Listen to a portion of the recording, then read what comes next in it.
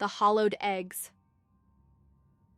I never imagined Easter could turn from a cherished family tradition into a night of unexplainable horror.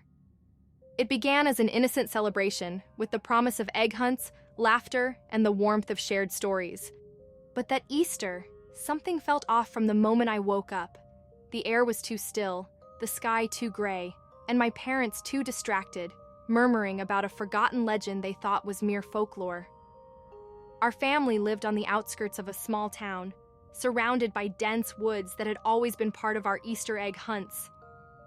This year, however, my parents strictly forbade me from venturing into the woods, insisting we limit our hunt to the garden.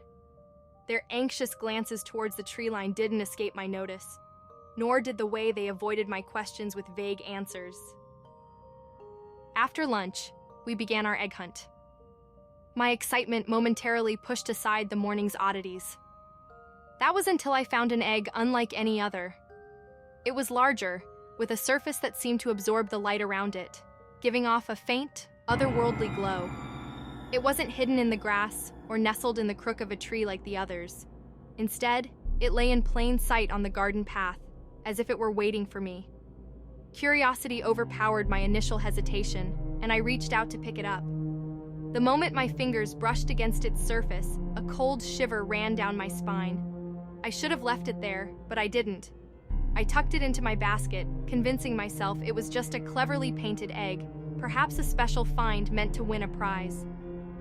As dusk approached, an unsettling silence enveloped our home. The lively chatter and laughter that usually filled the air on Easter had died down, replaced by a palpable tension. My parents exchanged worried looks, their anxiety now clearly visible. It was then they decided to share the legend they had briefly mentioned earlier. The story spoke of an ancient entity that dwelled in the woods, one that demanded a tribute every Easter. It wasn't interested in chocolate or painted eggs. Instead, it sought something far more sinister: fear. According to the legend, if the entity wasn't appeased, it would curse the land, bringing misfortune and despair to all who lived there. My parents admitted they had always thought it was just a tale to scare children into staying out of the woods, but recent events in the town had made them reconsider. Night fell, and with it, a dense fog rolled in from the woods, thicker and closer than I'd ever seen. The air grew heavy, charged with a palpable dread that seemed to seep through the walls of our home. It was then we heard the first sound, a soft, rhythmic tapping at the windows, like the delicate touch of fingernails. My heart raced as I moved to the window, peering into the fog.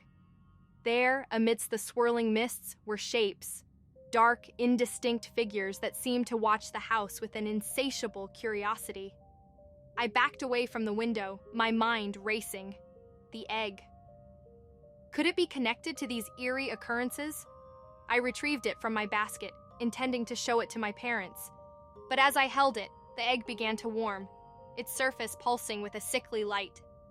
The tapping grew louder, more insistent, as if the presence outside fed on my fear.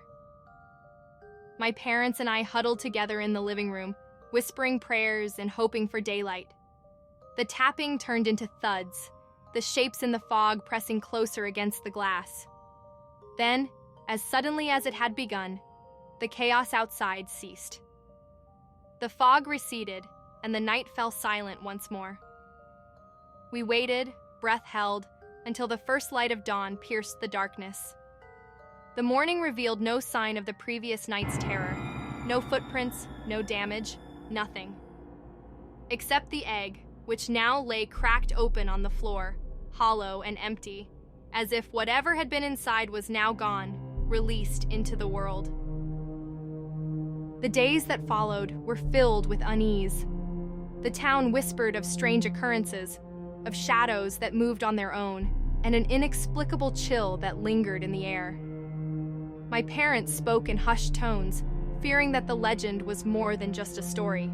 As for me, I couldn't shake the feeling of being watched, of eyes peering from the shadows, waiting. That Easter taught me that some legends are rooted in truth, and some tributes are too great to ignore.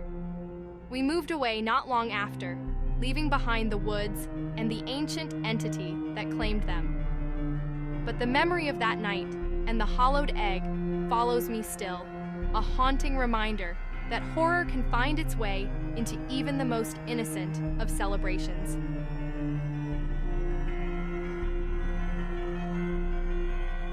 The Easter of Enfield. My name is Jamie, and I never believed in the supernatural until the Easter I spent in Enfield, a small, seemingly benign town nestled between rolling hills and thick forests. That belief was shattered when I encountered something that defied all logic and understanding, an experience so terrifying that it haunts me to this day. Easter in Enfield was an event like no other, with the entire community coming together to celebrate. The town was adorned with vibrant decorations, and an air of excitement permeated the streets. I was visiting my aunt and uncle, who had recently moved there, and they assured me that the Easter festivities were not to be missed. Little did I know, there was more to this holiday in Enfield than met the eye. The day started with a community breakfast, followed by an Easter egg hunt for the children. As the day progressed, I couldn't shake off a feeling of unease. The townspeople, although outwardly friendly, seemed to carry a weight in their eyes, a sort of collective apprehension that they tried hard to mask. As the sun began to set, my uncle pulled me aside, his expression grave.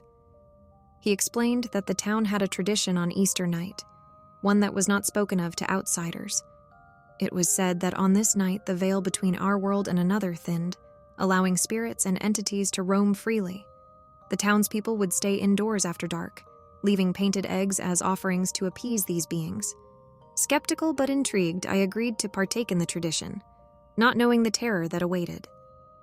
Night fell, and with it a silence so profound it felt as though the town had been abandoned. My uncle and I placed our painted eggs at the doorstep and retreated indoors, locking the doors and dimming the lights. The waiting game began, a test of nerve and patience. It wasn't long before strange noises pierced the silence. Soft whispers floated through the air, growing in intensity until they became discernible voices. They spoke in a language I couldn't understand, their tones desperate, pleading. I peeked through the curtains only to wish I hadn't. Shadows danced in the street, taking on human-like shapes that twisted and contorted in the moonlight. They seemed to be searching for something, drawn to the houses by some unseen force. Panic set in, and I turned to my uncle for reassurance. His face was pale, his eyes fixed on the door, where the painted eggs lay just beyond. The eggs began to shake, vibrating with an energy that seemed to beckon the shadows closer. Then, without warning, they stopped. A deafening silence fell over the house, so intense that my ears rang. The next moments were a blur. A brilliant light filled the room, emanating from the eggs themselves. The shadows recoiled, their forms dissipating as if burned away by the light. Just as suddenly as it had appeared, the light vanished, leaving behind an eerie calm. My uncle explained that the eggs were more than mere offerings. They were a barrier, a protection against the entities that sought to cross into our world. The tradition was a safeguard, a way to maintain balance between the realms. The rest of the night passed without incident, but the terror of those moments left an indelible mark on me. When dawn broke, the town resumed its festive atmosphere, as if the night's horrors were nothing but a bad dream. But the looks exchanged between the townspeople told a different story, one of relief and silent understanding. I left Enfield shortly after, unable to shake the feeling of being watched, of being known by forces beyond my comprehension. The experience changed me, opening my eyes to the mysteries that lie just beyond the veil of our reality.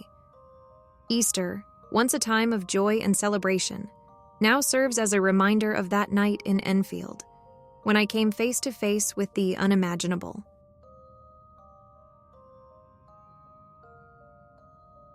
The Whispering Field. I've always believed that certain places hold memories, imprints of emotions so strong they permeate the air, tangible even to those who were never part of the original story. I found such a place on an Easter weekend that was meant to be a retreat, a quiet getaway to write and reflect, but it turned into a haunting that questioned the very fabric of reality. I rented a quaint cottage in the countryside, surrounded by fields that stretched to the horizon, where the only sounds were the rustling of leaves and the distant chirp of birds. The landlord, a kindly old woman with deep-set eyes and a gentle smile, handed me the keys and mentioned in passing that the field behind the cottage was known as the Whispering Field. She said it with a chuckle, dismissing it as local folklore, but her eyes darted away too quickly. The first day passed in peace, with words flowing freely onto my pages. As evening approached, I decided to take a walk in the Whispering Field. The grass swayed gently in the breeze, and I laughed to myself about the supposed whispers. That was until the wind carried something more, a faint murmur, indistinct at first, then growing clearer, as if the field itself was speaking. I stopped, convinced my mind was playing tricks. Yet, the voices grew louder, more urgent, forming words I couldn't understand. I felt a chill despite the mild air, a sense of being watched, surrounded by unseen eyes. Panic set in, and I rushed back to the cottage, locking the door behind me. That night, sleep was elusive. The whispers seemed to follow me, seeping through the walls, echoing in the corners of the room. I lay awake, listening to stories that felt ancient, filled with joy, sorrow, and longing. They spoke of love lost and found, of celebrations and heartaches, of Easter gatherings that marked the passage of time. By morning, my fear had turned to fascination. I ventured out again, drawn to the field by a desire to understand. The whispers greeted me like an old friend, wrapping around me in an ethereal embrace. I walked further, reaching the center of the field, where the voices converged into a singular, harmonious chorus.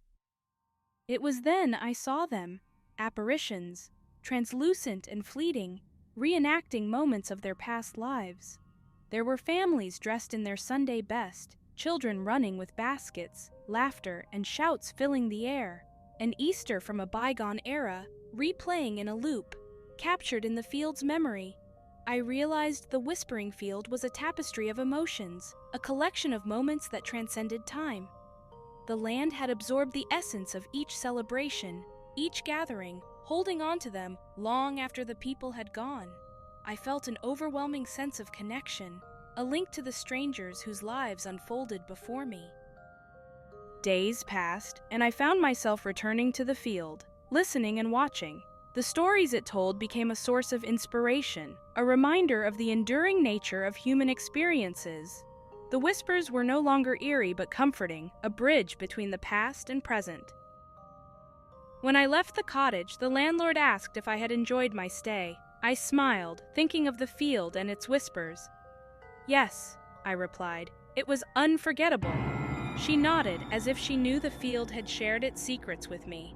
The Whispering Field taught me that some places are alive with the echoes of those who came before us, that history is not just a record of events but a living, breathing entity. Easter, with its themes of rebirth and renewal, had never felt more poignant. The field's whispers were a gift, a revelation that even in our most solitary moments, we are part of a larger, interconnected tapestry of life.